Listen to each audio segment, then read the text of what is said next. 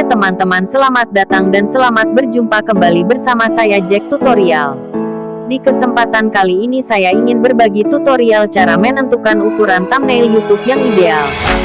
Seperti biasa teman-teman, sebelum saya melanjutkan ke video tutorialnya, bagi teman-teman yang baru bergabung jangan lupa klik dulu tombol subscribe, like, komentar. Dan jika video ini bermanfaat bagi banyak orang jangan lupa bagikan di sosial media.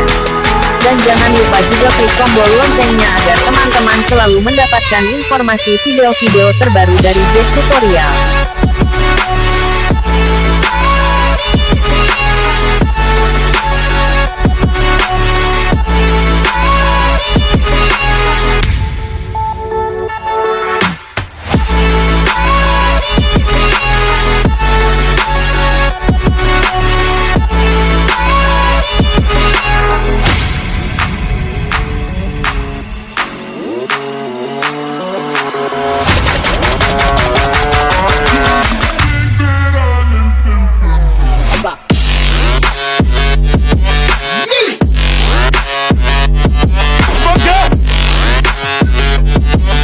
Yeah.